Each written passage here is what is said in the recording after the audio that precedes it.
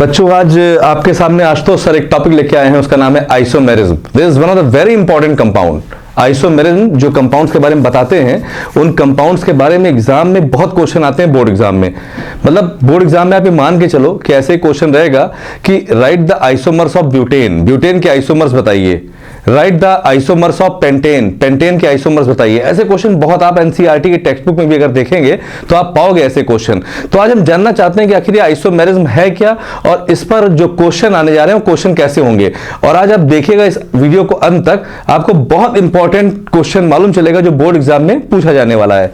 तो हमारा टॉपिक है आइसोमेरिज्म। आइसोमेरिज्म, तो बात जब आती है आइसोमेरिज्म की, तो हम लोग सोचते हैं कि आइसोमेरिज्म ये शब्द जो है ये कहता क्या है अपने आप में। तो ये वर्ड एक था आइसोमर, आइसोमर्स, ये टर्म था। This was coined by the scientist Berzelius. Berzelius नाम के साइंटिस्ट ने 1898 में फर्स्ट टाइम इस टर्म को कॉइन किया था, आइसोमर।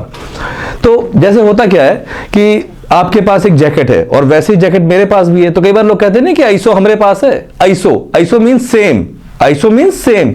तो isomers are those organic compounds, are those organic compounds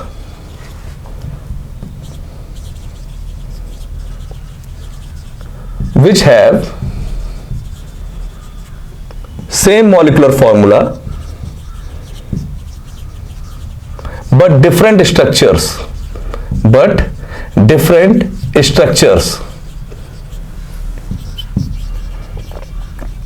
ठीक है, हम कह सकते हैं कि आइसोमर्स ये वो ऑर्गेनिक कंपाउंड्स होते हैं जिनका मॉलिक्यूलर फॉर्मूला तो बिल्कुल सेम होता है, लेकिन जो उनके स्ट्रक्चर्स बनते हैं वो डिफर करते हैं आपस में।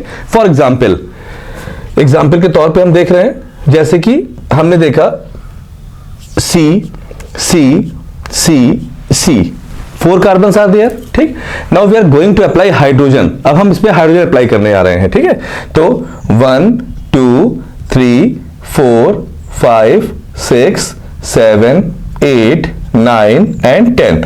नाउ C4 and H10 क्या है? C4 है और H10। तो C4H10 is the molecular formula. ये क्या है? Molecular formula.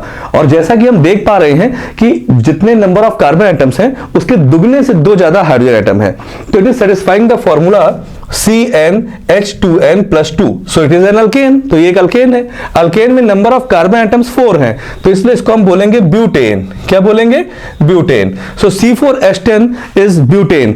Now we are going to observe 2 different structures of butane. अब हम ब्यूटेन के 2 डिफरेंट स्ट्रक्चर्स देखने जा रहे हैं, जिसमें से एक हमने ये लिखा, और सबसे पहले कोई भी बच्चा ऐसा ही स्ट्रक्चर ड्रॉ करता है, और इसको हम लोग कहते हैं नॉर्मल ब्यूटेन। क्या बोल रहे हैं? नॉर्मल ब्यूटेन या एन ब्यूटेन।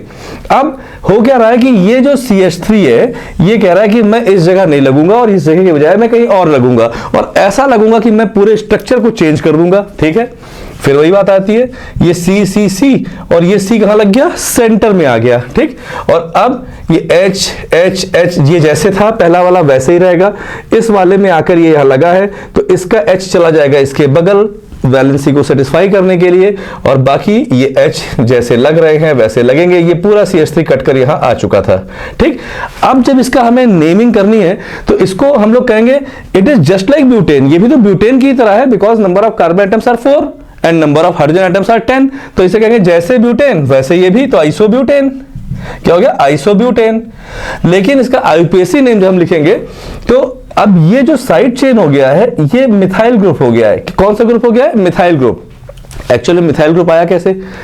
जब किसी अल्केन से हम एक हाइड्रोजन को माइनस करते हैं तो that group is referred to as alkyl group. उसे हम लोग एल्किल या अल्काइल ग्रुप कहते हैं।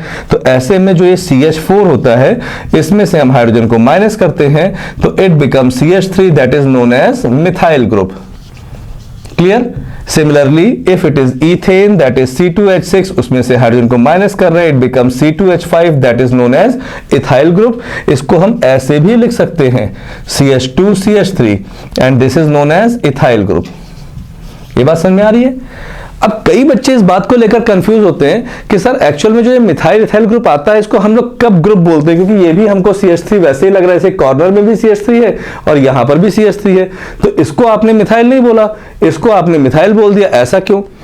Yes, When we are naming, जब हम नेमिंग करते हैं तो नेमिंग करते समय होता क्या है कि we have to select the longest carbon chain. हमें क्या सेलेक्ट करना होता है? Longest carbon chain. तो हमने लॉन्गेस्ट कार्बन चेन ये सेलेक्ट कर लिया, ठीक। इसे क्यों नहीं किया? आप इसे भी कर सकते हैं, 1 2 3 इसे भी कर सकते हैं। And when you will select the longest carbon chain, जब आप लॉन्गेस्ट कार्बन चेन सेलेक्ट कर लोगे तो at that time the carbon which is being left, वो कार्बन जिसको आप नहीं मेन चेन में कनेक्ट कर पाते हो और वो साइड में छूट जाता है कहीं पर, दैट बिकम्स मिथाइल और ethyl as a substituent group. वो मिथाइल और इथाइल के रूप में सब्स्टिट्यूएंट ग्रुप में बन के आता है। तो ऐसे में अब नंबरिंग करनी है। नंबरिंग करते समय हमको यह ध्यान देना होता है कि we have to start the numbering in such a way so that the substituent, double bond, triple bond और any functional group get the lowest possible number. यानी नंबरिंग करते समय इस बात का हमें बिल्कुल ध्यान रखना है कि जब हम नंबरिंग कर रहे हैं तो इस तरीके से कर रहे हैं कि जो सब्स्टिट्यूएंट है या डबल और ट्रिपल बॉन्ड है उन्हें हमें कम से कम नंबर देना है। तो हम नंबरिंग यहां से स्टार्ट कर रहे हैं, हम कहीं से भी कर सकते हैं but we are starting from here 1 2 3। So it is 2 methyl. तो first of all we have to end up the prefix. सबसे पहले हमें प्रीफिक्स को बोलना है, तो ये हो जाएगा 2 methyl and then number of carbon atom in the parent chain 3, तो प्रोप और फिर इसका सिंगल बॉन्ड तो ane. So its name will be 2 methyl propane. So 2 methyl propane is the IUPAC name and isobutane is the common name. Clear? तो हमारे कहने का मतलब यह था कि isomers are generally those organic compounds which are having the same molecular formula but different structure, जिनके molecular formula same है पर स्ट्रक्चर्स बिल्कुल जुदा जुदा है, ठीक है। और ऐसी कंडीशन में मीथेन के कोई आइसोमर्स नहीं होते हैं, इथेन के कोई आइसोमर्स नहीं होते हैं, प्रोपेन के भी आइसोमर्स नहीं होते हैं। लेकिन जब हम ब्यूटेन आते हैं तो ब्यूटेन के 2 आइसोमर्स होते हैं, एक तो होता है नॉर्मल ब्यूटेन और एक होता है isobutane. Very important question for the board exams कि how many isomers are possible in case of butane.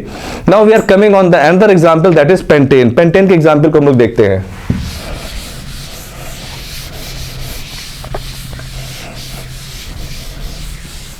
सबसे पहले जब पेंटेन की बात आ रही है, हाउ, मैं क्या बोल रहा हूं? पेंटेन। तो दैट मींस कार्बन इज 5 और हाइड्रोजन कितना होगा? उसके दुगने से 2 ज्यादा होगा। तो that means if we are taking the example of pentane, we are writing the formula SC5 and H 10 + 2 that is 12। ये क्या हो गया? पेंटेन। ठीक। अब पेंटेन के लिए हम लोग पहला देख रहे हैं स्ट्रक्चर 1 2 3 4 5। ठीक, एक हमने स्ट्रक्चर ऐसे बनाया, एक हमने ऐसे कर दिया 1 2 3 4 और एक कार्बन हमने यहां लगा दिया।